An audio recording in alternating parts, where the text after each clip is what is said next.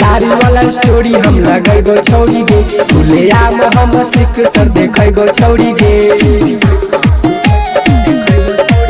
रंगदारी वाला स्टोरी हम लगेगो छौरी गे खुले आम हम सिख सर देखेगो छौरी गे मधुबनिया के चौक पर नचैबो छौरी गे तोरा सिख सर के नोक पर नचैबो छौरी गे आगे बुक क के सट्टा हम बोलेबो छौरी गे तोरा पैसा के झोक पर नचैबो छौरी गे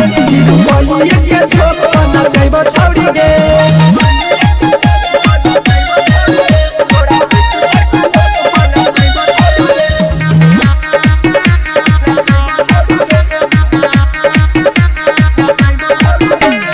चौकिया जा ठुमका लगाई के खाली सामान के रखी है बचाई के रंगी है बचाई के रंगी है बचाई के दे रंगी है बचाई के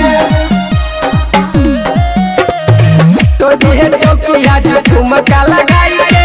खाली सामान के रखी है बचाई के रंगी है बचाई के दे रंगी है बचाई के दे रंगी है बचाई के खाली सिख सर के गोल चले गो छौरी गे दादा भंगा के चौक पर नचैबो छौरी गे आगे सिख सर के नोक पर नचैबो छौरी गे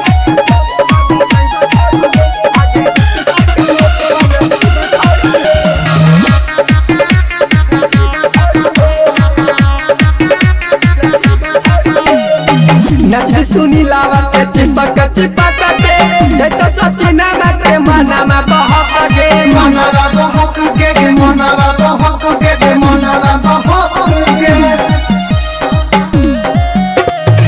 नच सुनी लावा से चिपक चिपक के जैतो सचिना के मनामा बहक गे मनरा बहक के मनरा बहक के मनरा बहक के